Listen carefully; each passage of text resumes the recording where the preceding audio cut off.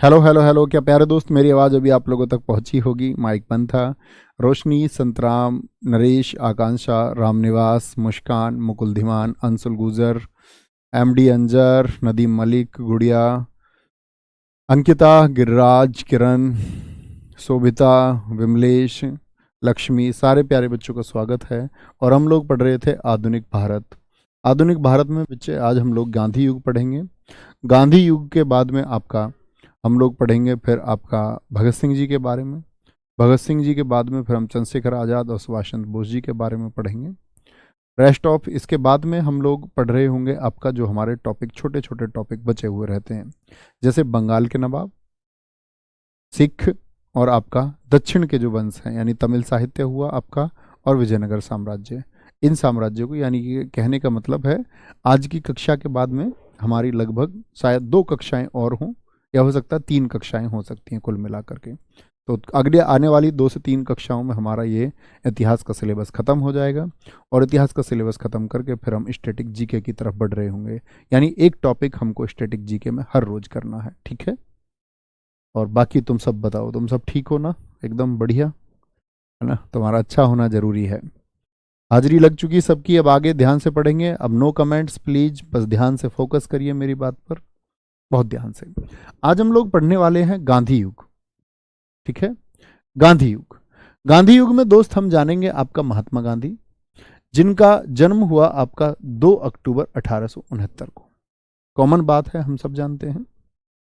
पोरबंदर गुजरात में इनका जन्म हुआ। इनके पिता का नाम करमचंद गांधी था। इनकी माता का नाम पुतलीबाई। क्या नाम था माता जी का? पुतलीबाई इनकी माता जी का नाम था। पत्नी इनकी कस्तूरबा गांधी थी। 4 बेटे हैं इनके, हरिलाल, मणिकलाल, रामदास और देवदास। इनके 5वें पुत्र का नाम बहुत पूछा जाता है, जमनालाल बजाज। दरअसल में जमनालाल बजाज, इन्होंने अपने 5वें बेटे कैसे हुए? इन्होंने इनको गोद नहीं लिया, बल्कि जमनालाल बजाज ने ही गांधी जी को अपने पिताजी के रूप में गोद ले लिया। उन्होंने कहा, मैं आपको अपने पिता के रूप में स्वीकार करता हूं, आप मेरे पिताजी हैं। बड़ी अच्छी बात हुई। क्या भैया पिता भी स्वीकार कर सकते हैं? हाँ, बिल्कुल कर सकते हैं। उनकी उस तरह की श्रद्धा रही, उस तरह की श्रद्धा रही, ठीक है। 1882 में गांधी जी की शादी हुई, यानी गांधी जी की कितनी अवस्था रही होगी? 13 वर्ष के थे तब शादी हो गई। उस समय पर आप लोग जानते ही हैं, प्राचीन काल में कम उम्र में ही शादियां होती थी, कम उम्र में। हाँ, ये कॉन्सिडेंसी है कि आज 2 अक्टूबर भी है और आज ही के दिन ये क्लास है। उसी क्रम में बढ़ते बढ़ते ये बड़ी शानदार बात एक हुई। 1882 में शादी हुई और 1888 में लंदन पढ़ने गए बैरिस्टर बनने। बैरिस्टर बनने का क्या मतलब होता है, मैं आपको दोस्त पहले भी बता चुका। अगर आप एलएलबी करते हैं, इसका मतलब आपके पास क्या आएगी? आपके पास लॉ की डिग्री आएगी। क्या आएगी? लॉ की एक डिग्री आएगी, ठीक है। जैसे आपने ग्रेजुएशन की होगी तो ग्रेजुएशन की डिग्री आई होगी, 12th की होगी तो 12th की सनद या मार्कशीट आई होगी। इसके बाद होता है एडवोकेट। एलएलबी जब तक पढ़ाई की है तब तक वो लॉ, क्या बोलेंगे उसको, लॉ की डिग्री है, यानी कि ये लॉयर है। एलएलबी कर चुका है जो, वो सिर्फ लॉयर है। एडवोकेट क्या है? जब वो कोर्ट में प्रैक्टिस कर ले। क्या कर ले? जब वो कोर्ट में प्रैक्टिस भी करने लग जाए, कोर्ट में प्रैक्टिस भी करने लग जाए तो वो एडवोकेट है। बैरिस्टर होता है जो लंदन जाके प्रैक्टिस करता है। लंदन जाके क्या करता है? प्रैक्टिस। यानी जो लॉ की डिग्री है उसकी, वो उसने कहां पर की है? लंदन में की है। तो उसको हम कहते हैं आपका, क्या बोलेंगे उसको? कहते हैं, सारे दोस्तों से मैं मना कर चुका हूं मित्र, कमेंट नहीं करने, प्लीज नहीं करने हैं, है ना भाई साहब, प्लीज। 1891 में लंदन से वापस आ गए। यानी लंदन इन्होंने जो अपनी वकालत की पढ़ाई की, वो कितने दिन की है? वो 3 वर्ष की है, ठीक है। क्या बोलेंगे? 3 वर्ष की है। हाँ, नेहरू रिपोर्ट को हम अब शामिल करेंगे आपका संवैधानिक विकास में, ओके। आगे आएंगे। 1891 में लंदन से वापस आ गए, यानी कितने वर्षों के बाद आए? 3 वर्षों के बाद। 1891 में जब ये इंडिया में आते हैं, तो इंडिया में इनके पिताजी पहले दीवान थे, लेकिन बाद में क्या हुआ कि इनकी दीवानी हालत, यानी आर्थिक हालात इनके कमजोर होने लग गए। आर्थिक हालात कमजोर हो गए तो 1893 में गांधी जी के बारे में कहा जाता है कि इस समय गांधी जी को बहुत अधिक जरूरत थी कि उनकी इकोनॉमिक कंडीशन सही हो, और उनको तलाश थी काम की, कि एक अच्छा काम उनको मिले, ठीक है। 1893 में दक्षिण अफ्रीका में एक शेख अब्दुल्ला का मुकदमा लड़ने ये गए, यानी पत्राचार के माध्यम से शेख अब्दुल्ला ने एक बात कही कि भाई मेरा मुकदमा लड़ने के लिए तुमको अफ्रीका आना होगा। ठीक है, तो उन्होंने कहा ठीक है, अभी पैसे की जरूरत भी है तो अफ्रीका चलते हैं। तो गांधी जी अफ्रीका कब गए मुकदमा लड़ने। अब यहां पर बच्चों से जैसे ही पूछा जाता है कि गांधी जी लंदन से वापस कब आए, तो सारे बच्चे शोर मचाने लगते हैं 1915। गांधी जी अफ्रीका से वापस आए 1915 में। लंदन से वापस कब आए, तो यहां गलती नहीं करनी है, बहुत बच्चा इस प्रश्न को गलत कर देता है। 1915 याद रखता है कि गांधी जी के लौटने की जो डेट है वो आपका 9 जनवरी 1915 है, तो वो गलती कर दोगे आप। ठीक है, आगे आएंगे। डरबन से प्रिटोरिया जाते समय सेंट पीट्स मारिट्सबर्ग स्टेशन पर धक्का दे दिया। उनको क्या दे दिया गया, धक्का दे दिया गया। 1894 में नटाल कांग्रेस की स्थापना की। क्या बोलेंगे, क्या बोल रहे कि जब ये अफ्रीका गए तो इनको प्रथम श्रेणी का टिकट मिलता है। प्रथम श्रेणी का मतलब क्लास 1 में बैठ के टियर 1 में ये सफर कर रहे थे रेल में। वहां अंग्रेजों में बड़ा संघर्ष था, जैसे आज हम अपने देश में देखते हैं बच्चे, जातिवाद का संघर्ष है एक। कुछ जातियां कुछ जातियों के विरोधी हैं और अक्सर सभी जाति एक दूसरे के विरोधी हैं, हिंदुस्तान में देखने को मिलता है। ऐसे ही यूरोप में या अमेरिका में या अफ्रीका के देशों में नस्ल भेद रहा। नस्ल भेद से मतलब गोरे और काले का भेद, संघर्ष था गोरे और काले को देख करके। गोरे और काले का जो संघर्ष है उसमें गांधी जी, जो कि आपका आप समझ सकते हैं कि किधर जाएंगे, आपका उनका रंग जो है वह गौर वर्ण नहीं था, गोरे रंग के वो नहीं थे, तो उन लोगों ने उनको रेल से धक्का दे दिया। यहां पर सेंट पीट्स मारिट्सबर्ग स्टेशन था जहां पर इनको धक्का दे दिया गया। इसके बाद ये एक्टिव हुए, मुकदमा लड़ा। तो यहां गांधी जी ने देखा कि नस्ल भेद की लड़ाई बहुत ज्यादा है, तो उन्होंने नस्ल भेद की लड़ाई को खत्म करने के लिए एक शुरुआत की जिसको हम बोलते हैं नटाल कांग्रेस। तो नटाल कांग्रेस की स्थापना कब हुई, 1894 में, 1894 में। ठीक है, क्या बोलेंगे, वो दिक्कत। 1894 में नटाल कांग्रेस की स्थापना इन्होंने की।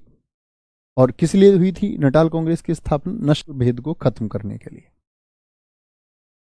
1904 में जब ये अफ्रीका थे तो वहीं पर इन्होंने क्या बनाया, एक फिनिक्स आश्रम। आश्रम से मतलब था कि जहां हम रहें उसके लिए एक हेडक्वार्टर तो चाहिए, हेडक्वार्टर तो चाहिए। तो 1904 में फिनिक्स आश्रम, फिनिक्स आश्रम,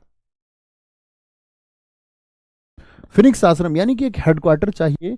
और 1904 में फिनिक्स आश्रम, यहीं से इन्होंने इंडियन ओपिनियन अखबार निकाला, जो लोगों को जागरूक करने के लिए था।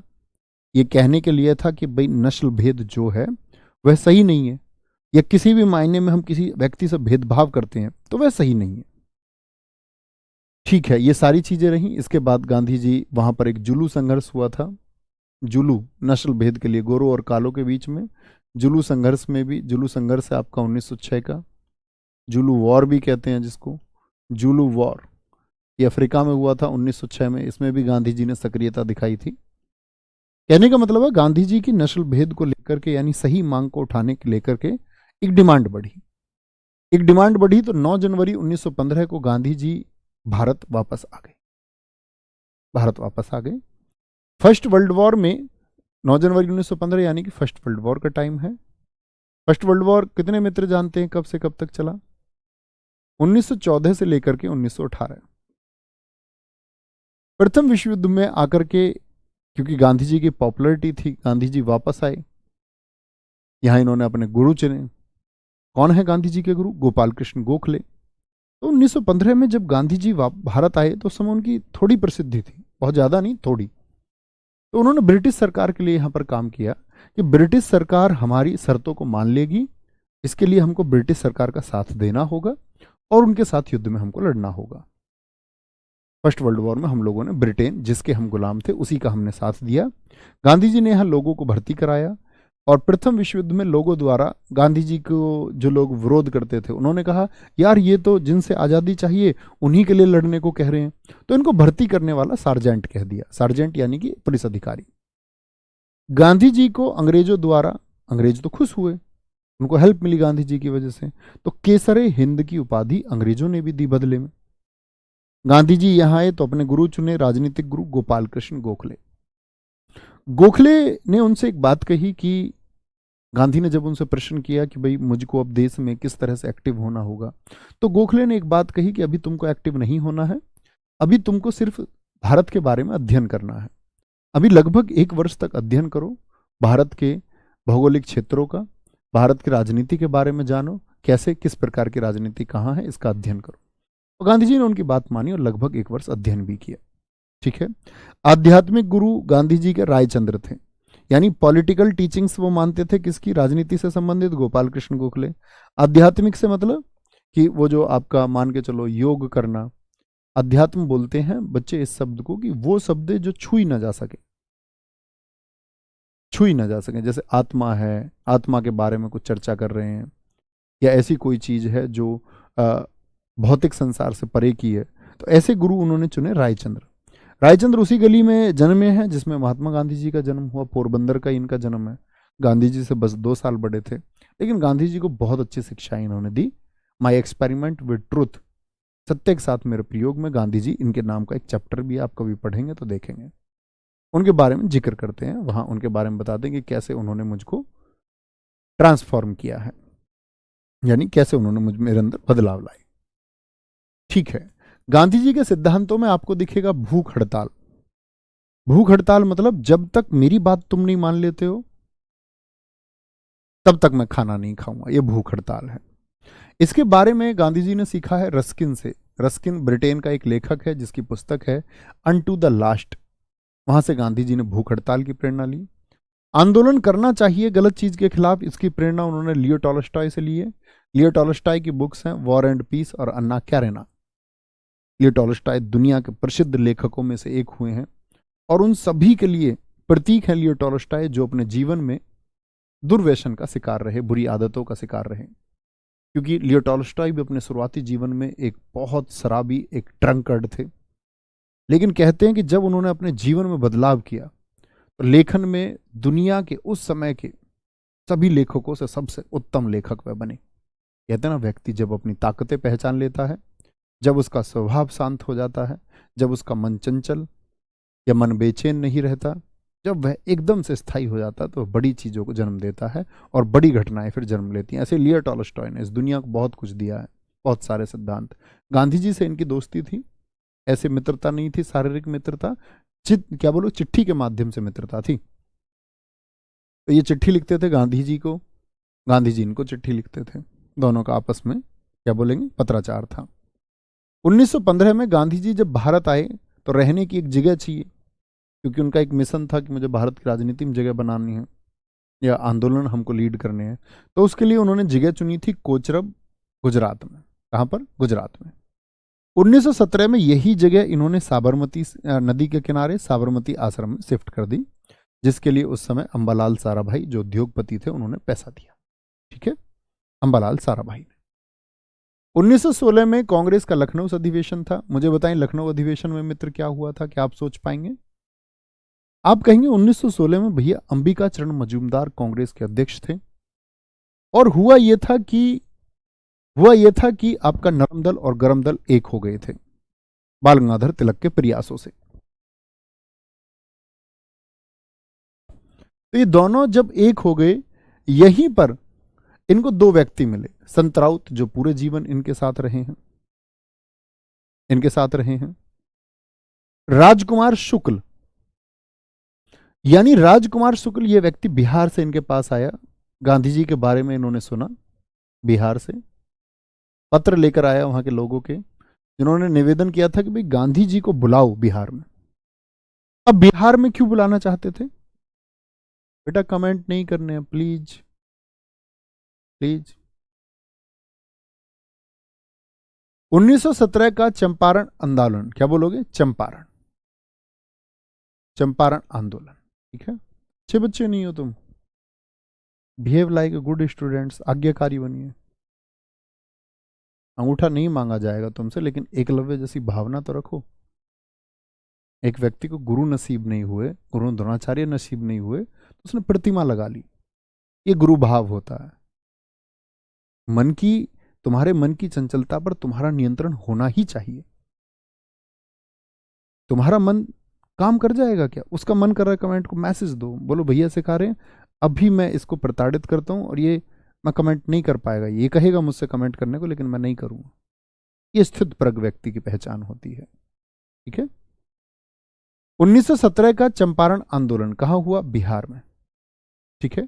पीर मोहम्मद यूनुस, जिनको हम चंपारण का हीरो कहते हैं, दरअसल में इन्हीं का पत्र लेकर राजकुमार शुक्ल गांधी जी के पास गए थे। क्या बोलेंगे जी? चंपारण आंदोलन क्या है और राजकुमार शुक्ल बिहार क्यों बुलाना चाहते थे? पहले तो ये समझे, 1917 का चंपारण आंदोलन, इसमें कुछ व्यक्ति थे जिन्होंने भाग लिया है। चंपारण बिहार में राजेंद्र प्रसाद जी थे, जेबी कृपलानी, ब्रज किशोर प्रसाद, अनुग्रह नारायण सिन्हा, अनुग्रह नारायण सिन्हा पूरा नाम है इनका, ये रामनाथी प्रसाद। अब ये लोग क्यों आंदोलन कर रहे थे? दरअसल में बिहार में एक प्रथा चलती थी, नील की खेती। नील की खेती के लिए क्या कहते थे कि जितना आपके पास, जैसे मान के चलो 1/4 जमीन है, 3/20 भाग पर, जैसे ये 5 भाग हो गए, 5 बीघा जमीन ये हो गई, 5 बीघा जमीन ये हो गई, 5 बीघा ये हो गई, तो कहते थे 20 बीघे में से आप लोगों को 3 बीघे पर, यानी 3/20, 3/20 यानी 20 बीघे अगर जमीन है तो उसके में 3 बीघे पर आपको, यानी 3 गट्ठे पर, जितनी भी जमीन आपके पास है उसके तीसरे गट्ठे में आपको नील की खेती करनी ही होगी। नील क्या है जी? आप लोग कभी सफेद शर्ट पहनी है आपने स्कूल जाते टाइम, उस पर नील लगाया जाता है, आप सब लोगों ने देखी होगी। हाँ भैया, तो नील यूरोप में बहुत प्रसिद्ध था, उसकी बड़ी डिमांड थी, तो यहां खेती होती थी उसकी। तो नील की खेती पर रोक लगा दी गई, 3 कठिया प्रणाली समाप्त कराई गई। 3 कठिया समझ रहे हैं? 3 कट्ठे, यानी कि 3 भाग पर आपका नील की खेती होती थी। किसानों की क्या समस्या थी खेती से, कि उस नील को पैरों से खूंदना पड़ता था, पैरों से, उससे उनके पैर भी खराब होते थे। पैर खराब होते थे, साथ में एक दिक्कत और थी, एक परेशानी और थी। कहेंगे कि जी पैर खराब होने के साथ साथ में उनके आसपास की जो जमीन थी वो अनुपजाऊ होती थी। नील की खेती बराबर के खेती को सोख लेती थी, नमी को सोख लेती थी। जैसे आपने कभी देखा हो यूकेलिप्टस के पेड़ों को, सफेदा के पेड़ तुमने देखे हो, वो गवर्नमेंट ने उन पर इसीलिए रोक लगाई क्योंकि वो नमी को सोख लेते थे, आसपास की जमीन का उत्पादन उसको बंजर बना देते थे। ठीक है। बिहार में पहला स्कूल खुला।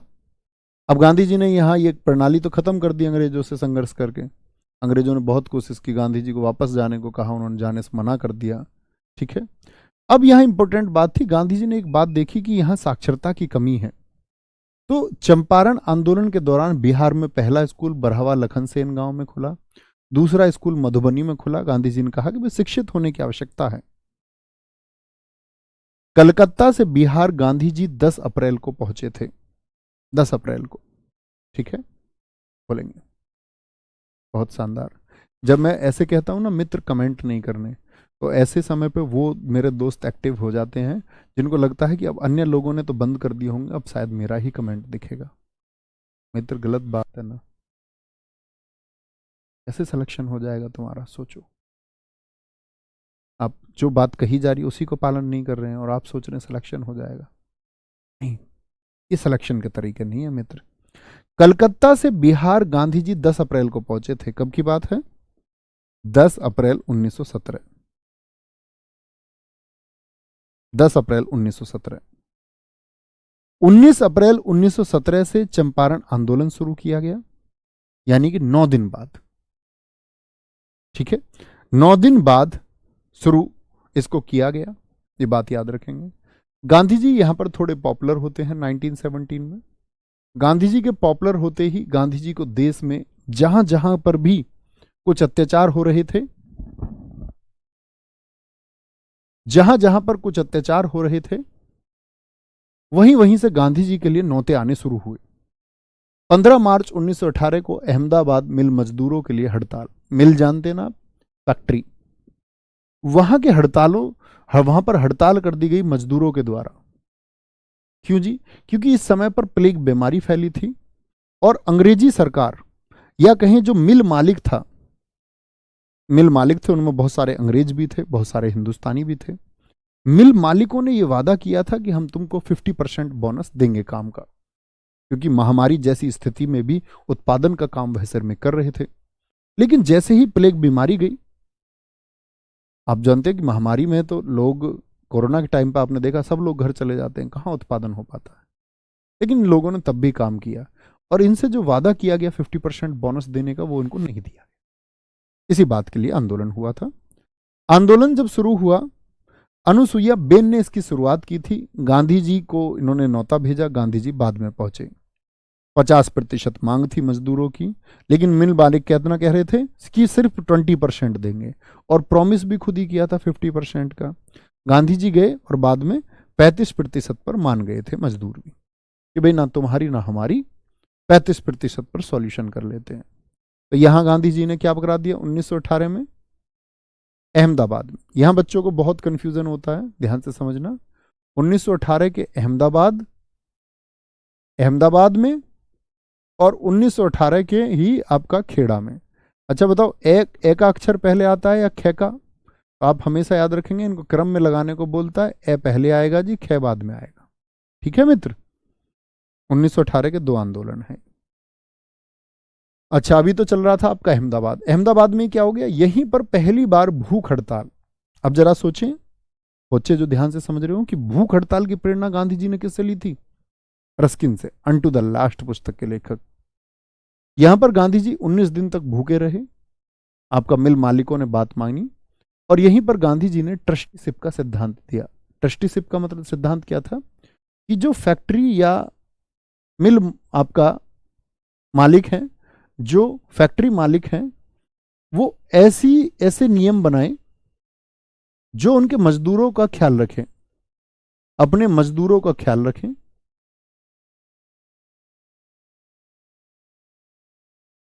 रखें, और बहुत सारी चीजें क्या होनी चाहिए, रिटर्न पे ऑन पेपर्स होनी चाहिए। इसी को हम ट्रस्टीशिप का सिद्धांत कहते हैं, जो गांधी जी के द्वारा दिया गया। ठीक है, इसके बाद में गांधी जी की पॉपुलैरिटी और बढ़ती है देश में। गांधी जी का डिमांड आती है कहां से? खेड़ा आंदोलन, ये गुजरात में हुआ। यह आंदोलन किसानों का था। अहमदाबाद में किसका है? मजदूरों का। यह आंदोलन किसानों के लिए किया गया था। यहीं पर गांधी जी और वल्लभ भाई पटेल की मुलाकात हुई। एक वल्लभ भाई पटेल ने अपनी वकालत छोड़ दी, और किसानों की जो लगान थी, जिसको गवर्नमेंट मांग रही थी लगभग 6% की दर से, उसको बाद में माफ कर दिया गया। गांधी जी की और पॉपुलैरिटी बढ़ेगी कि नहीं? यस और नो? आप कहेंगे हाँ भैया। तो कहने का मतलब है, गांधी जी की अच्छी खासी पॉपुलैरिटी इस टाइम देश में होने लग गई, और 1919 के टाइम से हुई। इसीलिए हम गांधी युग को 1919 से काउंट करते हैं। युग का मतलब क्या होता है? जिसके बारे में चर्चाएं हों, उसका युग बोलता है। तो गांधी जी का युग बोला है 1919 से। ठीक है, 1919 में ही एक रॉलट एक्ट आता है। रॉलट एक्ट, उसी समय पर काला कानून जिसको हम कहते हैं, क्योंकि फर्स्ट वर्ल्ड वॉर इस समय क्या हो चुका था? खत्म हो चुका था। फर्स्ट वर्ल्ड वॉर कब से कब तक चला? 1914 से 1918। चूंकि अंग्रेजों ने हमसे वादा किया था, और गांधी जी ने भी लोगों को भर्ती कराया था कि अंग्रेज हमारी बात मान लेंगे, हमको आजाद करेंगे, लेकिन अंग्रेजों ने ऐसी बात नहीं मानी। फर्स्ट वर्ल्ड वॉर के बाद में अब उन्होंने लगा कि हमने इंडियंस का फायदा तो उठा लिया, इन भारतीयों का जो सहयोग हमने लेना था वो हमने ले लिया, जो हमको करना था वो हमने कर लिया। तो भारत के लोग भी तो डिमांड करेंगे ना, भाई साहब आपने वादा किया था फर्स्ट वर्ल्ड वॉर के बाद में हम तुम्हारा साथ देंगे, तो तुम हमारे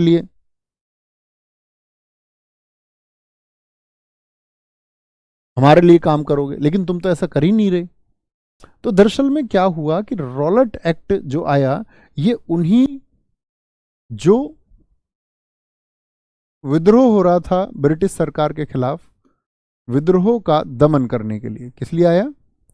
विद्रोह का दमन करने के लिए, यानी जो इनके खिलाफ आवाजें उठ रही थी भारत में, उनको दबाने के लिए आया। काला कानून इसीलिए कहा गया कि इसमें बिना अपील, बिना वकील, बिना दलील गिरफ्तारी कर ली, तो कारण बताने की जरूरत ही नहीं थी कि तुमको क्यों गिरफ्तार किया गया है। तो 13 अप्रैल 1919 को जलियांवाला बाग हत्याकांड हुआ। ठीक है, क्योंकि रॉलट एक्ट आ गया था देश में, किसी को भी गिरफ्तार किया जा रहा था, किसी को भी। मैं आपको बताऊंगा जलियांवाला बाग की पूरी कहानी, कि काला कानून का विरोध कर रहे थे डॉक्टर सैफुद्दीन किचलू, एक थे डॉक्टर सत्यपाल। तो सैफुद्दीन किचलू और डॉक्टर सत्यपाल की गिरफ्तारी कर ली जाती है कि तुम रॉलेट का विरोध करोगे। अब कारण बताया नहीं, उनको गिरफ्तार कर लिया। तो भीड़ गुस्से में आ गई। भीड़ ने कहा तुम इनको क्यों गिरफ्तार करते हो?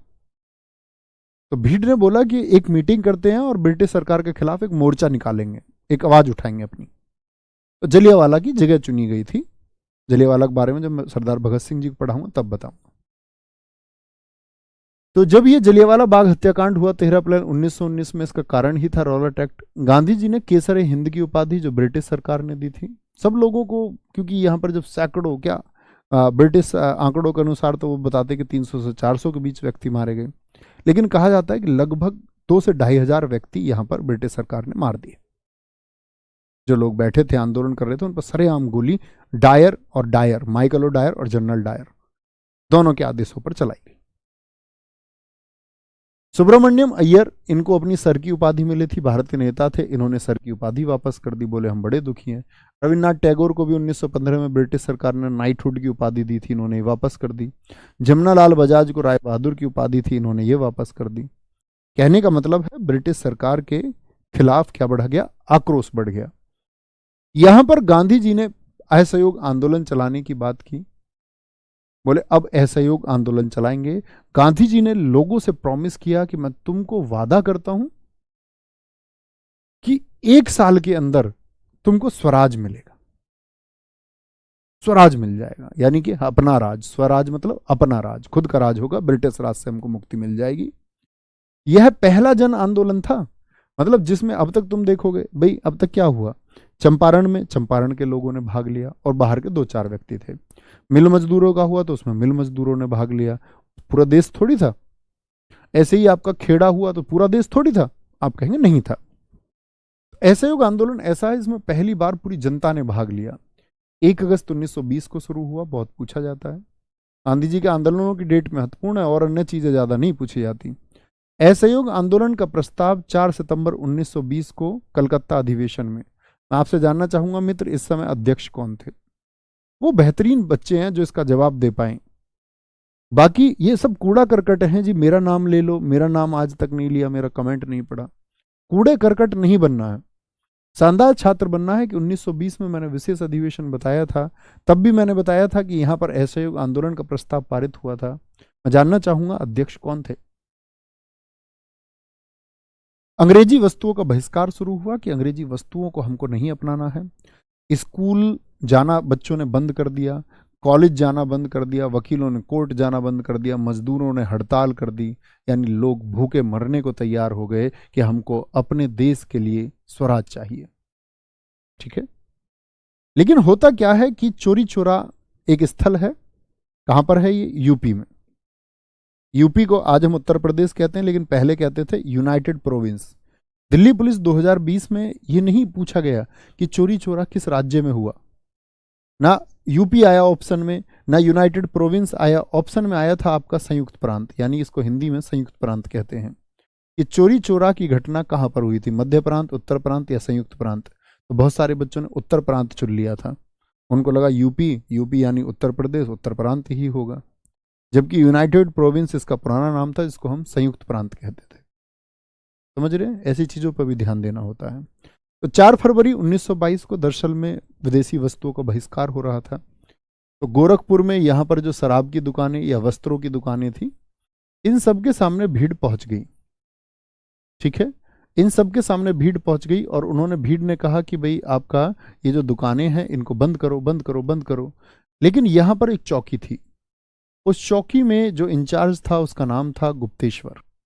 गुप्तेश्वर चौकी इंचार्ज था। और यहां पर जो गांधी जी हैं, गांधी जी इस टाइम पर कहां थे? गांधी जी क्या एक्टिव हैं यहां पर? गांधी जी इस समय बारदोली में थे। कहां पर थे? बारदोली, गुजरात में थे। गांधी जी थे बारदोली। जो भीड़ थी उसको कौन लीड कर रहा था यहां पर? भीड़ का नेतृत्व कर रहा था भगवान अहीर नाम का एक व्यक्ति। कौन थे? भगवान अहीर, जो यहां पर इस आंदोलन को चला रहे थे गोरखपुर में। तो भीड़ मना कर रही थी। यहां चौकी वालों की सेटिंग होती थी, आप जानते ही हैं, अंग्रेजों से। उस टाइम पर अंग्रेजी दबाव था, तो उन्होंने कहा यार इस भीड़ को हटाओ यहां से। तो उसने कहा हट जाओ। गुप्तेश्वर ने एक गोली हवा में चलाई, भीड़ बैठी रही, उसने भीड़ के ऊपर गोली चला दी। पहली गलती किसकी रही? गुप्तेश्वर की। भीड़ भड़क गई तो उन्होंने एकदम से आक्रमण किया। तो पुलिस वाले अपनी जान बचाने के लिए चौकी में घुस गए, तो इन्होंने बंद चौकी में आग लगा दी। इसी को हम चोरी चोरा बोलते हैं। क्या बोलते हैं? चोरी चोरा। गोरखपुर की घटना। गांधी जी का दिल टूट गया इस घटना से। उन्होंने कहा कि यार ये तो गलत हुआ है, मैं असहयोग आंदोलन को वापस लेता हूं। गांधी जी ने असहयोग को वापस ले लिया। गांधी जी के बारे में मैंने आपको बताया था कि गांधी जी के इस कदम से लोग नाराज हो गए। स्टूडेंट जिन्होंने अपना, या बहुत सारे ऐसे छात्र जिन्होंने अपना कॉलेज छोड़ दिया था, जो सपना देख रहे थे देश की आजादी का, उनका दिल को ठेस पहुंची कि गांधी जी ने इस डिसीजन के लिए लोगों से पूछा क्यों नहीं? काहे को नहीं पूछा? क्यों नहीं पूछा? इसके बारे में बहुत सारे विद्वानों ने कथन भी दिए। मैं आपको बताता हूं। जैसे कि कहा गया कि कन्याकुमारी के किसी गांव में यदि अपराध होता है तो उसकी सजा कश्मीर के किसी गांव को नहीं मिलनी चाहिए। ठीक है, किसी एक जगह विद्रोह हो गया तो गांधी जी को इस तरह जो आंदोलन सही दिशा में चल रहा था उसको नहीं बंद करना था। लेकिन कुछ लोग कह रहे थे कि गांधी जी को असहयोग आंदोलन की असफलता दिख गई थी, गांधी जी बस मौका ढूंढ रहे थे कि कैसे ही करके असहयोग आंदोलन को वापस लिया जाए, नहीं तो फिर तय है, प्रश्न लगने तय है। गांधी जी की सफलता पर फिर संदेह आ जाता। तो बहुत सारे लोग, राजनीतिक विश्लेषक, ये कहते हैं कि गांधी जी मौका ढूंढ रहे थे बस कैसे ही कि कब मौका मिले और इस असहयोग को वापस लिया जाए, और उन्होंने वो ले लिया। ठीक है, यहां पर तो मैंने कहा कि जो वर्ग था, स्टूडेंट, उसने क्या बनाया था जो गांधी जी से नाराज हो गया था? एचआरए। एचआरए की स्थापना कब हुई थी मित्र? 1924। एचआरए ही बाद में क्या बन गया था? HSRA, Hindustan socialist Republican association. जो नेताजी लोग हैं गांधी जी के विरोधी, उन्होंने बनाई थी स्वराज पार्टी 1923। मोतीलाल नेहरू, चित्तरंजन दास, जानते ना ये? इसी समय पर जब असहयोग आंदोलन चल रहा था तो पूछा जाता है और कौन सा आंदोलन चल रहा था? गांधी जी को असहयोग में सबकी साथ की आवश्यकता थी। तो असहयोग में गांधी जी ने कहा कि ये हिंदू और मुसलमान दोनों का एकजुट संघर्ष होगा। तो इस समय मुसलमानों का चल रहा था खिलाफत, जो लखनऊ से शुरू हुआ था, और खिलाफत कमेटी बनी थी आपका मुंबई में। यानी इसके लिए जो कमेटी बनी थी, खिलाफत कमेटी, वो बनी थी आपका मुंबई। ठीक है, मुंबई। तो मुंबई में जब कमेटी बनी आपका, तो दरअसल में यहां आपको समझना होगा कि तुर्की में होता था एक खलीफा। खलीफा इस्लाम का सर्वोच्च पद था, सब इसी को टॉप प्रायोरिटी मानते थे। लेकिन तुर्की में प्रयास होने लगा कि खलीफा पद को खत्म किया जाए। तो खलीफा के समर्थन में आवाज उठी कि खलीफा पोस्ट नहीं खत्म होना चाहिए। पूरी दुनिया में आवाज उठी, पूरी दुनिया के मुसलमानों ने आवाज उठाई। तो भारत के मुसलमानों ने भी आवाज उठाई खलीफा के समर्थन में कि खलीफा का पद बना रहना चाहिए। तो हुआ क्या? मोहम्मद अली और शौकत अली, दो भाई हैं, इनको अली ब्रदर्स हम कहते हैं। इन्होंने खिलाफत आंदोलन चलाया। नवंबर 1920 में गांधी जी भी इनसे जुड़ गए। बोले तुम्हारे आंदोलन में हम सपोर्ट करते हैं और तुम हमारे असहयोग में हमारा सपोर्ट करो, क्योंकि असहयोग उस समय चल रहा था। जिसका विरोध जिन्ना ने किया। जिन्ना ने कहा था कि ये मुसलमानों की अपनी लड़ाई है, गांधी जी सिर्फ अपने राजनीतिक फायदे के लिए, कि गांधी जी को हिंदुओं के साथ साथ मुसलमानों का भी समर्थन चाहिए। इसीलिए गांधी जी अपनी पॉपुलैरिटी बढ़ाने के लिए, इनका सहयोग पाने के लिए कि गांधी जी की विशेषता करें और गांधी जी की तारीफ करें ये लोग, तो गांधी जी साथ आ गए। जिन्ना ने इस प्रकार विरोध किया। कहने का मतलब है वो खलीफा पद बचा नहीं। तुर्की में एक तानाशाह आया, मुस्तफ़ा कमाल पाशा, जिसको हम अतातुर्क के नाम से जानते हैं। उसने 1924 में इस खलीफा पद को खत्म कर दिया। और जब खलीफा पद बचा ही नहीं, तो दुनिया में जो विरोध चल रहा था खलीफा या तुर्की के तानाशाह के खिलाफ या खलीफा पद के समर्थन में, वो अपने आप ही खत्म हो जाना था। तो वो खत्म भी हो गया। ठीक है, फिर गांधी जी का अगला आंदोलन आता है सविनय अवज्ञा आंदोलन। इसे नमक सत्याग्रह के नाम से भी जानते हैं। ये पहली बार तो चला है 12 मार्च 1930 से 6 अप्रैल 1930 तक। बताएंगे कितने दिन हुए टोटल? काउंट करेंगे तो आप इनको 24 दिन पाएंगे। दूसरा चला 29 दिसंबर 1931 से फिर और 1934 तक। 2 बार क्यों चला और एक बार बंद क्यों हो गया? दोबारा चलाने की बात क्यों पड़ी? तो आप कहेंगे पहली बार में गांधी जी को यहां पर इरविन नामक एक व्यक्ति से मुलाकात हुई। इरविन ने गांधी जी को आश्वासन दिया था कि तुम ये सत्याग्रह बंद कर दो और गोलमेज में जाओ। गोलमेज सम्मेलन जो कि लंदन में होते थे, गोलमेज सम्मेलन में गांधी जी तुम जाकर के अपनी बात रखो, जरूर सुनवाई होगी। ब्रिटेन का प्रधानमंत्री रैमजे मैकडोनल्ड था जो यहाँ पर सुनवाई करता था। तो गांधी जी गए भी, लेकिन उसका कोई नतीजा निकल के नहीं आया। नतीजा नहीं निकला तो गांधी जी ने वापस आकर के सविनय अवज्ञा चलाया। नमक सत्याग्रह क्यों? क्योंकि अंग्रेज जो टैक्स लगाते थे, तो हम कहते हैं कि यार हमारा देश है, नमक पर क्या टैक्स है, हम भारतीय अपना नमक स्वयं बनाएंगे, खुद बनाएंगे, खुद ही बनाना चाहिए। तो गांधी जी ने इस आंदोलन में पहली शुरुआत जो की वो 12 मार्च से 6 अप्रैल तक।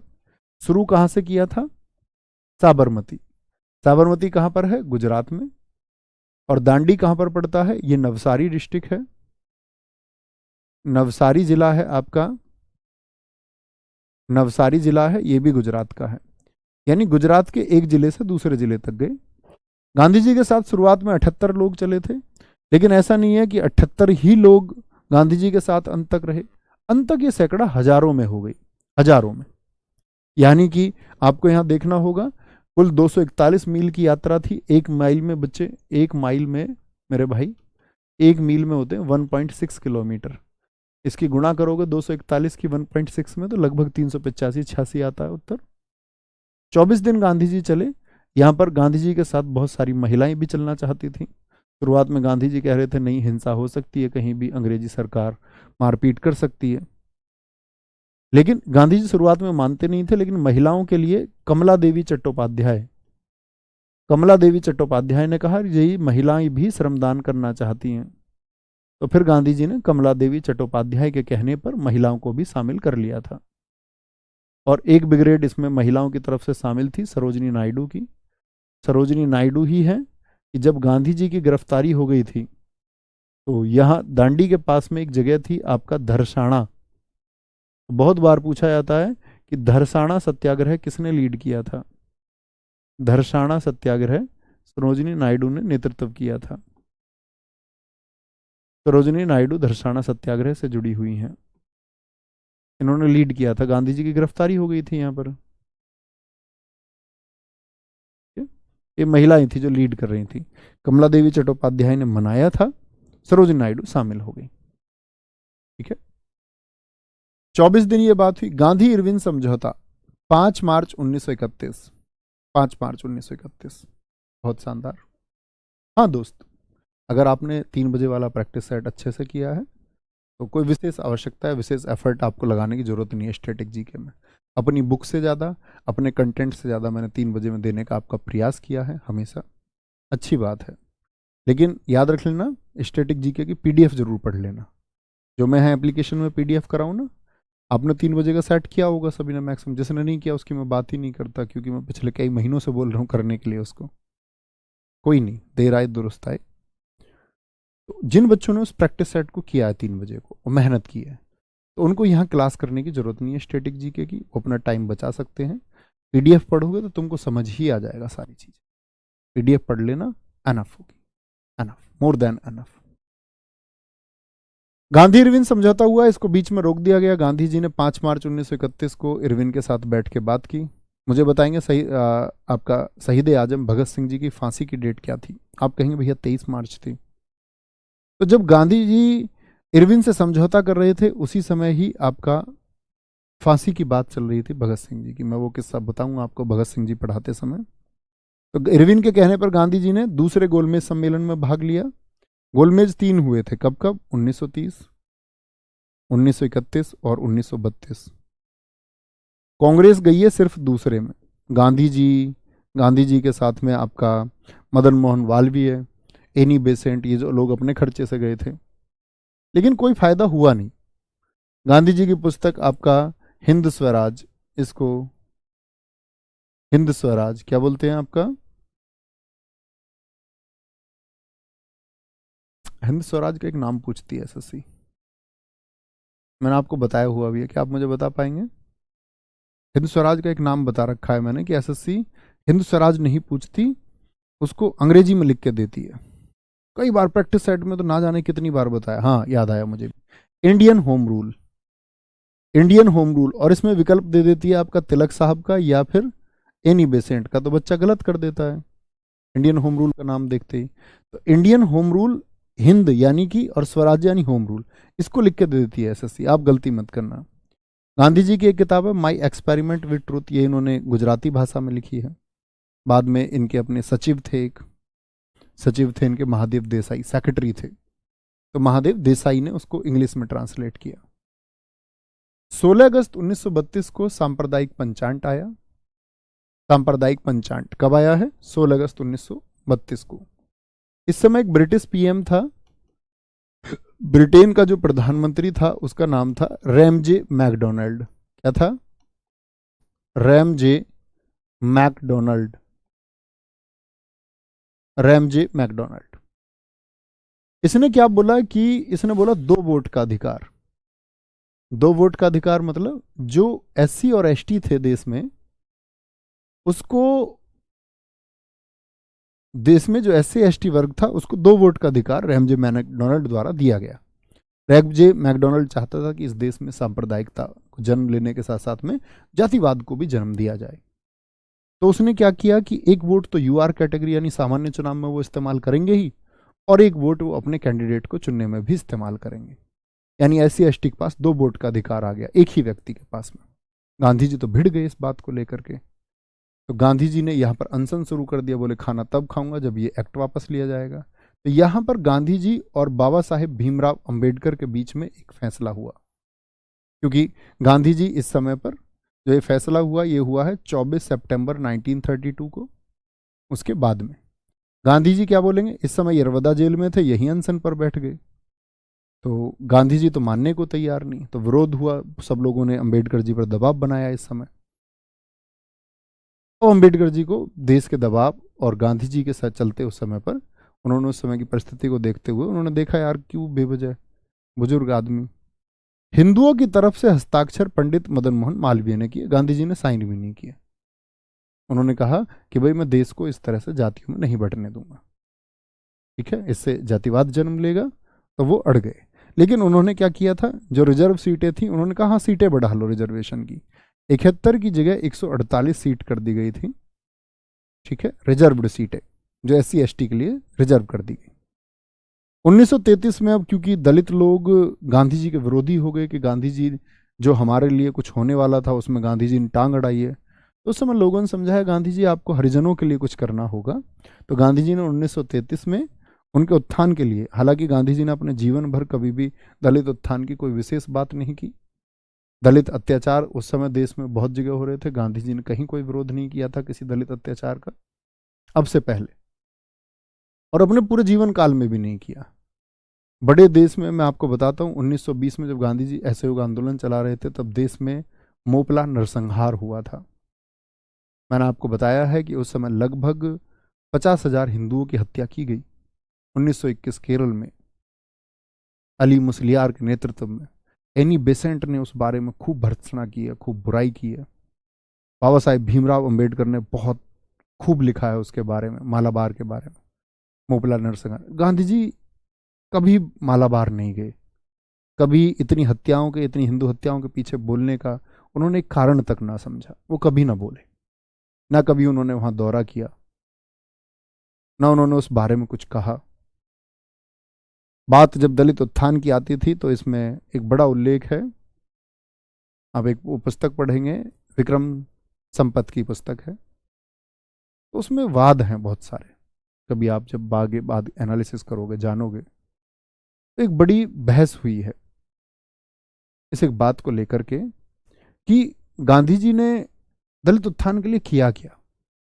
उनको नहीं पता था कि उस समय वो देश में आगे चल रहे थे, तो उस समय वो बहुत सारी चीजें ऐसी कर सकते थे, बहुत सारे मुद्दों पर वो बातचीत कर सकते थे। उनको भी पता था कि इन जातियों को वंचित रखा गया, इन जातियों पर अत्याचार होता रहा है।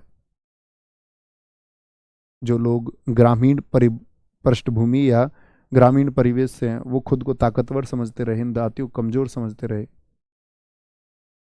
तो कहते हैं उस समय गांधी जी डिमांड कर सकते थे और एक आंदोलन उस समय चला सकते थे उत्थान का भी, ठीक है।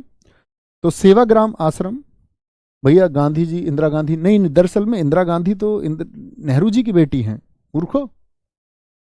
वो इंदिरा नेहरू है, लेकिन उन्होंने शादी कर ली थी एक मुस्लिम व्यक्ति से, फिरोज से। तो या तो उनको इंदिरा खान हो जाना चाहिए था। लेकिन बोलते हैं कि जब नेहरू जी ब्राह्मण आदमी उस समय विरोध में आ गए, शादी भी कर ली तो एक मुस्लिम से कर ली। आज की डेट में इतना बवाल है, आप देखते हो, उस समय तो और प्राचीन मानसिकता के लोग रहे होंगे। बहुत विरोध हुआ इंदिरा गांधी का उस समय, लेकिन वो दोनों एक दूसरे से प्रेम करते थे। कहते गांधी जी ने उनको सरनेम दिया, इसलिए फिरोज खान नहीं है, फिरोज गांधी है। इसलिए इंदिरा नेहरू नहीं है, इंदिरा गांधी है। तो गांधी जी ने उनको सरनेम दिया। यहीं पर इन्होंने सेवाग्राम आश्रम बनाया 1936 में वर्धा में। ये इसके लिए पैसा दिया था जमनालाल बजाज ने। जमनालाल बजाज बहुत दिन यहाँ रहे भी। गांधी जी के पास बहुत सारे लोग रहते थे यहाँ पर। देश की पहली महिला स्वास्थ्य मंत्री राजकुमारी अमृत कौर इसी आश्रम में गांधी जी के साथ रहती थी, मतलब इसी आश्रम में वो रहती थी। बहुत सारी महिलाएं।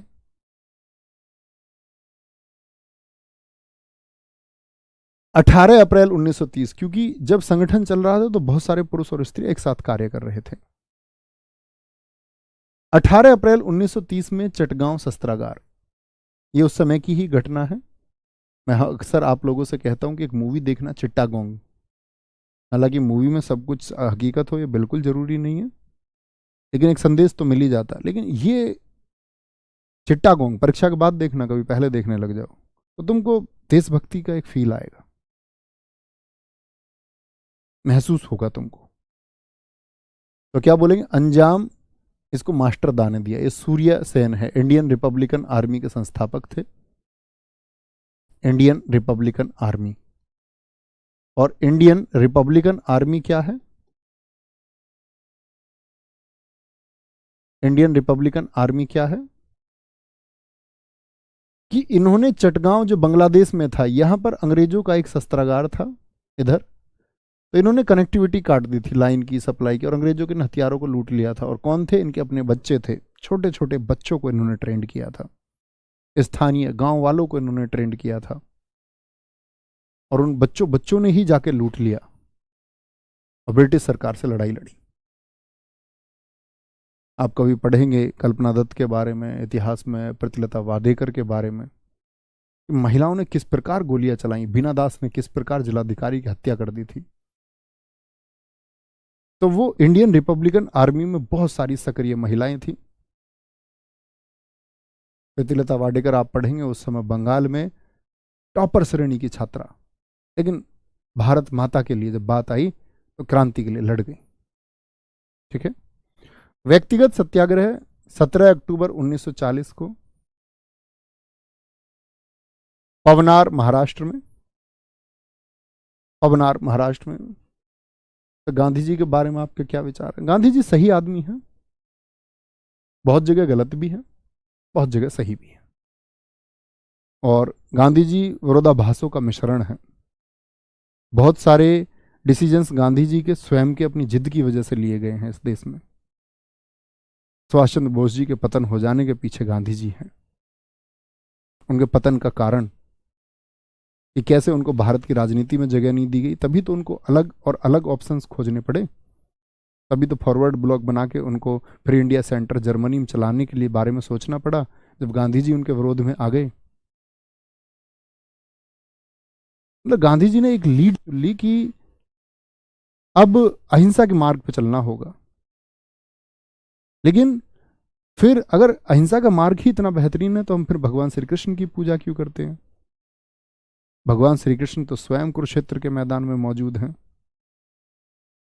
तो अगर गांधी जी पूजने लायक हैं, फिर तो भगवान श्री कृष्ण को नहीं पूजा जाना चाहिए, क्योंकि वो तो कुरुक्षेत्र की हिंसा में साक्षात मौजूद हैं। और वो अर्जुन जो हिंसा से मना कर रहा है, उसको वो बोल रहे हैं कि तुम्हें यह कर्म करना ही होगा, यह युद्ध तुमको करना ही होगा।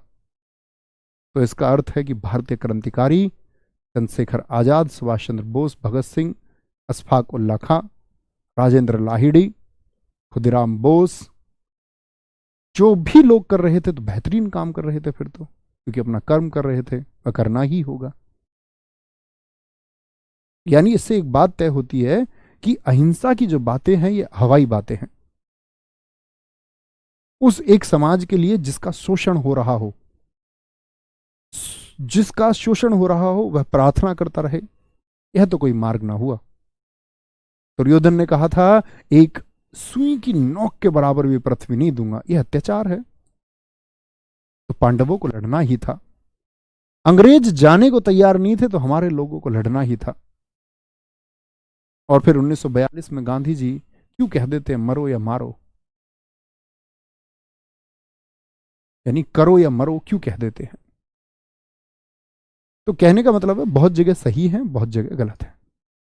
बहुत सारे ऐसे डिसीजंस हैं जो उन्होंने एकल तौर पे ले लिए, अकेले तौर पे ले लिए। यहां देखेंगे आगे। पवनार महाराष्ट्र में, भैया फिर गांधी जी ठीक थे तो हत्या क्यों हुई थी? हत्या के पीछे भी नाथुराम गॉडसे की क्लिप है, आप लोग सुनना उसको यूट्यूब पे। नाथुराम गॉडसे ने क्या तर्क दिए थे, तुमको इसके बारे में जानना होगा, मैं तो रिसर्च कीजिए। नाथुराम गॉडसे ने कहा है कि गांधी जी का जितना भी पक्ष था भारत विभाजन के बाद में, सारा मुस्लिम पक्ष था।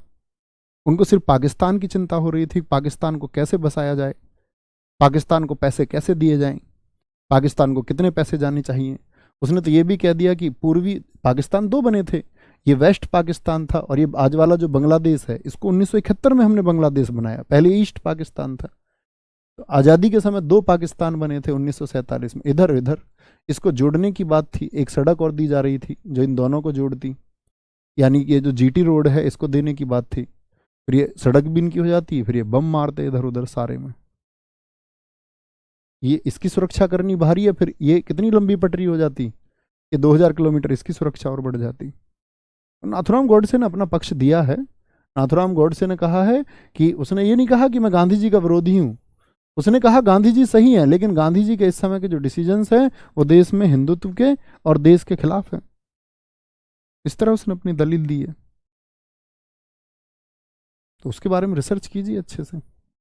व्यक्तिगत सत्याग्रह, क्योंकि गांधी जी को पढ़ने के लिए पूरा जीवन भी आप देंगे तो आप ये पाएंगे कि गांधी जी बहुत अक्षों पर, बहुत सारे ऐसे पक्ष हैं जिन पर बहुत परफेक्ट थे, लेकिन आप यह भी पाएंगे कि गांधी जी के डिसीजंस इस प्रकार न होकर के इस प्रकार होने चाहिए थे। ठीक है, आगे व्यक्तिगत सत्याग्रह। और आप कहेंगे कि भैया आज फिर गांधी जी के बारे में इतनी देश के प्रधानमंत्री या अन्य सब लोग गांधी जी क्यों पूजा करते हैं? क्योंकि बच्चे, कोई भी व्यक्ति जो फिक्स विचारधारा है उसके खिलाफ जाना नहीं चाहता, क्योंकि फिर उसको बुराई झेलनी पड़ती है। तो क्यों ही कोई जाए, क्यों ही कोई बुराई झेले? ठीक है, सब माला पहना रहे तो माला पहनाते हैं। किसी भी व्यक्ति को आप कहीं भी इस चीज देखोगे दुनिया में, आपके गांव का कोई प्रभावशाली व्यक्ति हो जिसका प्रभाव गांव की 1000 में से 900 की जनसंख्या पर हो, बाकी बचे 100 लोग बोलते हैं, 10% लोग कि यार वो आदमी ठीक नहीं था, 10% में से अगर विरोध किसी एक दो ने कर दिया तो वो 900 उसकी आलोचना करना शुरू करेंगे। देश में अक्सर यही होता है। क्योंकि जब कांग्रेस की सरकार थी तो नाथुराम गॉडसे पर लेखन तक नहीं हुआ, लेखकों ने नहीं लिखा, लेखक लिखना ही नहीं चाहते थे। वीडी सावरकर पर, विनायक दामोदर सावरकर पर कांग्रेस के टाइम पर नहीं लिखा गया, क्योंकि कांग्रेस नहीं चाहती उसके बारे में लिखा जाए। तो लोग सरकार के दीवाने हैं, चापलूस हैं और वही करते हैं जैसा सब लोग करते हैं बाकी। लेकिन आज जैसे सरकार बदली, आप लोग आज देखते होंगे, आज किताबें मार्केट में आने लग गई हैं, वीडी सावरकर, नाथुराम गॉडसे, लेखक उनके बारे में अपने विचार रखने लग गए हैं, रिसर्चेज होने लग गई हैं, क्योंकि आज माहौल मिल रहा है। उनको लग रहा है कि कांग्रेस के टाइम पर लेखक अगर लिखता तो लोग उसको पीटते, कहते ये क्या लिखता है वीडी सावरकर के बारे में। आज देश में वो माहौल उसको मिल रहा है कि वीडी सावरकर के बारे में लिखा जाए, क्योंकि जो देश की इस समय की लीडिंग पार्टी बीजेपी है उसको फेवर है वीडी सावरकर की तरफ, उनको पूछते हैं। गांधी जी की संसद के एक हॉल में फोटो लगी हुई है, एक हॉल में लगी हुई है फोटो नाथुराम गॉडसे की, सॉरी नाथुराम गॉडसे बोलो, गांधी जी की और वीर सावरकर की। और हुआ क्या था, मोदी जी ने जाकर के वीर सावरकर की तरफ आपका हाथ जोड़ लिए थे 2014 में। लोगों ने कहा, ये कहते हैं कि जो गांधी के पक्ष में है, यानी आपकी पीठ हो गई मोदी जी अब गांधी की तरफ, आपका तो पक्ष किसकी तरफ है, सावरकर की तरफ है।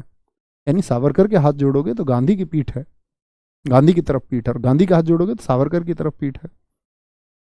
वीडी सावरकर जी और गांधी जी के बारे में, वो वर्ग होते हैं बच्चे, कौन व्यक्ति किस वर्ग का है, किस सोच का है, किस समझ का है, उसने उसके बारे में कितना सुना। क्या सिर्फ किसी एक आदमी ने कह दिया था कि गांधी जी महान है और आपने इस बात पर मान लिया गांधी जी महान है? या मैं आपसे कह दूं कि गांधी जी सही नहीं थे और आप मेरी वह बात मान लो?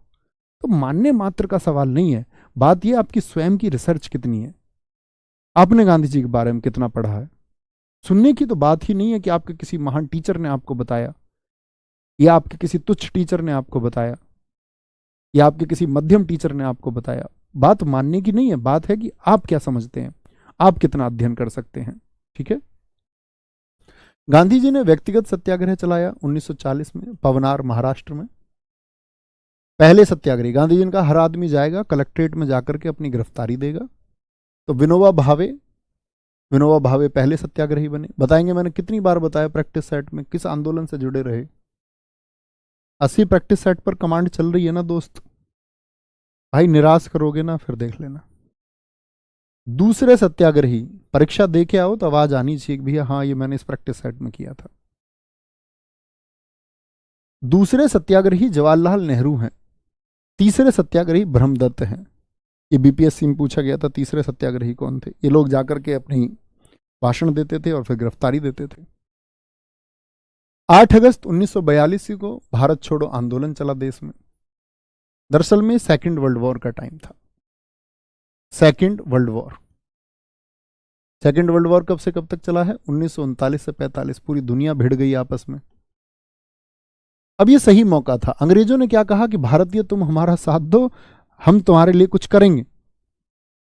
अब गांधी जी ने कहा यहां पर यार ये तो पहले ही पागल बना गए थे, जनता भी जानती है इस बात को पागल। अब की बार गांधी जी कह देते कि अंग्रेजों के साथ लड़ो तो लोग गांधी जी को पकड़ लेते। इस बार कहते क्या कहते हो यार, पहले में भी तुम ही कह रहे थे। तो कहने का मतलब है सेकेंड वर्ल्ड वॉर में।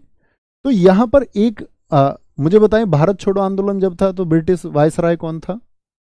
आप बोलेंगे ब्रिटिश वायसराय इस समय लिनलिथगो था। दिल्ली पुलिस 2020 में पूछा भी गया भारत छोड़ो आंदोलन के समय ब्रिटिश वायसराय कौन था? लिनलिथगो कहता है कि भारतीय हमारे साथ है, इसने घोषणा कर दी बिना किसी अप्रूवल के। सब लोगों ने कहा पागल है क्या तू लिनलिथगो, कुछ भी कहता है, तुम्हारा साथ देके देख लिया हमने फर्स्ट वर्ल्ड वॉर में, कुछ हुआ थोड़ी।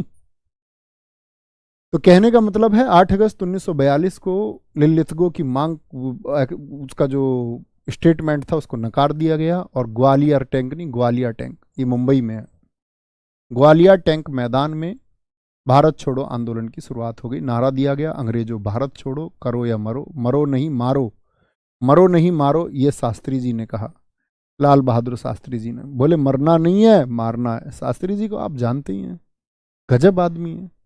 क्या पाकिस्तान, इन्होंने कहा भारतीय सेना मुझे कल दोपहर का नाश्ता लाहौर में चाहिए, और भारत की सेना लाहौर पहुंच गई दोपहर 12:30 भारत का तिरंगा लाहौर के हेडक्वार्टर पर इस तरह से प्रशासनिक कार्यालय पर फहरा दिया गया। बोले शास्त्री जी लाहौर हमारा हो चुका है। 1965 भारत पाकिस्तान का युद्ध। ये बात कर रहे हैं पीओके की, ये बात कर रहे हैं आपका कि ये नहीं देंगे वो नहीं देंगे। शास्त्री जी 1965 का इंडिया, 1965 का भारत लाहौर में तिरंगा गाड़ चुका था। 93,000 सैनिक बंदी बनाए जा चुके थे, हमने छोड़ दिए, लाहौर छोड़ दिया क्योंकि शास्त्री जी पर दबाव बनाया गया ताशकंद समझौते का, जिसमें शास्त्री जी की जान चली गई। भारतीय सेना या भारत की जनता इसमें कम दम नहीं है, लेकिन बात है भारत में कुछ लोग जो राजनीति करते हैं उस तरह की, जिनको भारत माता से प्रेम नहीं है, तो उस समय पर हमारे देश को घाटे होते रहे हैं। ताशकंद समझौते के बारे में आप लोगों को पता होना चाहिए किस तरह शास्त्री जी की जान गई, जान चली गई शास्त्री जी की। शास्त्री जी के सेक्रेटरी की जान चली गई। आज तक किसी को यह नहीं पता उनके सेक्रेटरी किसने मार दिया, जहर दे दिया। शास्त्री जी को जहर दिया गया, पता ही नहीं है कुछ। देश के मात्र 2 वर्ष के प्रधानमंत्री, जिसने ये जो आप पढ़ते हैं ना ग्रीन रिवॉल्यूशन, हरित क्रांति, श्वेत क्रांति 1970, श्वेत क्रांति जैसे विचार उन्होंने, उनका वर्गीज कुरियन उनका चेला है, एमएस स्वामीनाथन उनके चेले थे, ये उनके शिष्य हैं, जिनको उनके द्वारा बैठ करके उन्होंने देश में, अमेरिका से हम गेहूं मंगाते थे, अमेरिका कभी हमको गेहूं देता, कभी नहीं। हमारे यहाँ भुखमरी जैसे हालात रहते। शास्त्री जी से मना कर दिया अमेरिका ने, गेहूं नहीं देंगे। शास्त्री जी ने कहा अमेरिका तेरी क्या औकात है, हम भारत की भूमि है, हम एक साल में इतना अन्न पैदा करेंगे कि हम दुनिया को देंगे। शास्त्री जी ने देश से आह्वान किया कि जो भी जगह जहां हल चलाया जा सकता है वहां हल चलाइए। राष्ट्रपति भवन तक में हल चलाया गया, कच्ची छतों पर सब्जियां बोई गई। इतना उत्पादन देश का बढ़ा कि वो अमेरिका जो गुर्रा था हमको गेहूं देने में, वो गेहूं मांगने आ गया। शास्त्री जी विशेष आदमी थे। उन्होंने कहा मरो नहीं, मारो, मरना नहीं है। ब्रिटिश सरकार ने ऑपरेशन जीरो आवर चलाकर गांधी जी को गिरफ्तार करके आगा खां पैलेस में रखा। 30 जनवरी 1948 को नाथुराम गोडसे के द्वारा गांधी जी की हत्या कर दी गई। लेखपाल परीक्षा 2015 में पूछा गया है, आपका प्रश्न पूछा गया था कि कौन कौन व्यक्ति हैं जो नाथुराम गोडसे के भाई थे। 3 भाई हैं इनके, दत्तात्रेय गोडसे, गोविंद गोडसे और गोपाल गोडसे। बहुत बढ़िया भैया, मैंने 47 सेट पूरे कर लिए हैं, आप कुछ भी पूछ लो। दोस्त मैं नहीं पूछूंगा, मैं तो बस आपसे चाहूंगा कि आप बेहतरीन प्रदर्शन करके आएं। आपने जो कुछ भी सीखा है वो नौकरी में कन्वर्ट होना चाहिए, आज नहीं तो कल। ये हौसला मैं तुमसे चाहता हूं कि जिस दिन तुम मिलो उस दिन मैं और आप मित्र गले मिलें और आपकी एक आवाज़ आए कि भैया मैंने बहुत मेहनत की थी अपनी नौकरी के लिए। बस वो मैं चाहता हूं कि मित्र आपको सफल हो ही जाना है, हर हाल में सफल होना है, इतना संघर्ष करना है ना। आगे आएंगे, नेक्स्ट चलते हैं आगे। अब अगला टॉपिक आएगा हमारा शहीद भगत सिंह जी। यहाँ हम कल 5 प्रमुख लोगों के बारे में पढ़ेंगे, शहीद भगत सिंह और आपका शहीद भगत सिंह जी के बाद में हमारा टॉपिक इनका चंद्रशेखर आज़ाद जी के बारे में जानेंगे, राजगुरु सुखदेव के बारे में जान लेंगे और सुभाष चंद्र बोस के बारे में जानेंगे। बड़ा इंपॉर्टेंट टॉपिक रहेगा कल का, जरूर पढ़ने आना। सब चीज़ों पर हम चर्चा करेंगे कि गांधी जी फांसी रुकवा सकते थे या नहीं रुकवा सकते थे। एक मेरा मित्र है, भाई साहब का नाम तो नहीं ले सकता, राम छवि, जब से जमनालाल बजाज का नाम आया था ना शुरू में क्लास में, वो शुरू से बस अब तक उन्होंने एक कमेंट किया है, जमनालाल बजाज, जमनालाल बजाज सीकर में हमारे यहाँ यूनिवर्सिटी। बस बेटा सिलेक्शन का एस भी नहीं हो पाएगा तेरा। एक कड़वा है, मैं तुम सोचते हो ना तुम्हें खुश करने के लिए बोलता रहूं, तुमको लाठी पड़नी चाहिए, तुमको खाना तक भी नहीं देना चाहिए। और तुम्हारा हक है तुम्हारे घर के खाने पे। क्या कर रहे हो तुम अपने घर के लिए? सुबह शाम रोटी खा लेते हो, ये नहीं सोचते कि कल जब इनको रोटी देने की बारी आएगी तो मैं क्या करूंगा। अभी बस ऐसे ही बैठ के खाना खा रहे हो मजे में, मस्ती में, लेकिन जब वो माँ बाप बूढ़े हो जाएंगे, बुजुर्ग हो जाएंगे, तब उनको खाना कौन देगा? उस बारे में कभी सोचा?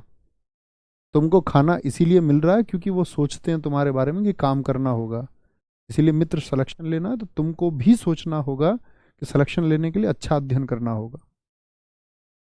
ऐसे नहीं कि जो सुनना है तो तब कहीं और कमेंट्स कर रहे हैं। बेटा बर्बाद हो जाओगे, और जब बर्बाद हो जाओगे तब दुनिया में कितने भी लेक्चर किसी को दोगे कोई नहीं सुनेगा। आप क्या कहते हो? आबाद व्यक्ति कम आबाद हो उसकी सुनवाई है, उसकी बातें सुनी जाती हैं। बर्बाद व्यक्ति की कोई सीमा नहीं है, वो कितना बर्बाद है या कितना नहीं है, उसको सिरे से समाज नकार देता है। तो नकारने या खुद को नकरवाने के लिए आप पैदा नहीं हुए हैं मित्र, आप खुद को साबित करने के लिए पैदा हुए हैं। सिर्फ बहुत अध्ययन करो, बहुत पढ़ो, ठीक है। कल हम इन सारी चीज़ों पर चर्चा करेंगे और फिर कल ही हमारा आधुनिक इतिहास खत्म हो जाएगा। कुछ टॉपिक हैं हमारे, जैसे कन्नौज का त्रिपक्षीय संघर्ष था, मैं आज देख लूँगा कौन कौन से टॉपिक हमारे बचे हुए हैं। एक हमारा बंगाल के नवाब बचा हुआ है, छोटा सा टॉपिक, क्योंकि प्लासी और वो तो पढ़ ही लिए, तो 15 मिनट का टॉपिक है। कन्नौज भी 20 मिनट का टॉपिक है। बंगाल के नवाब हो गया। एक विजयनगर साम्राज्य है, ये थोड़ा 40-45 मिनट का टॉपिक है, ठीक है। विजयनगर कहने का मतलब है 2-3 दिन में हम इस पर कवर कर लेंगे। और याद रख लेना, फिर समय बचाना है आप लोगों को। स्टैटिक जीके ज्वाइन करें। स्टैटिक जीके के लिए मैं मैराथन लेके ही आऊँगा पेपर से पहले। स्टैटिक जीके के लिए अब से पहले बहुत प्रयास किए हैं। 3 बजे के प्रैक्टिस सेट में पूरी स्टैटिक जीके देने का तुमको प्रयास किया है, अथक प्रयास। जहाँ कहीं से मुझसे खोज करके, रिसर्च करके जो कुछ मुझे लगा एक परीक्षा के लिए आपके लिए महत्वपूर्ण हो सकता है, वो आपके लिए पहुँचाया है। बहुत सारे बच्चे मेरे पास क्वेश्चन है कि जी भैया मैं स्टैटिक जीके बहुत बार अच्छे से कर चुका हूँ, मैं क्वेश्चन बना लेता हूँ स्टैटिक जीके के, कहीं मुझको दिखते हैं इक्का दुक्का छूटेगा, उसकी चिंता नहीं करनी है, वो मुझसे भी छूट जाएगा मित्र। बात है इंपॉर्टेंट कि जो होता है जिसको कोई और बच्चा करके आएगा वो तुमने छोड़ दिया, वो तुम्हारा सिलेक्शन रोक देगा। जो कोई और बच्चा करके आएगा ना, बात अदर की है। मैं कहता हूं आप 20 क्वेश्चन करके आए जीएस में, लेकिन किसी और बच्चे ने 21 कर दिए तो आप उससे पीछे रह गए ना। लेकिन आप कहेंगे भैया करने लायक तो 22 क्वेश्चन थे, तो जो करने लायक 22 करेगा, बात 40 और 45 स्कोर करके आऊंगा। बहुत सारे बच्चे मेरे पास मैसेज करते हैं मेरा 45 टारगेट है जीएस में। तो मूर्ख हो तुम, टारगेट बनाते हो। टारगेट होना ही नहीं चाहिए, टारगेट का कोई महत्व ही नहीं है। महत्व तो यह है कि इस 50 में से 30 क्वेश्चन करने लायक थे और सच में करने लायक थे, और आपने वो 30 कर दिए।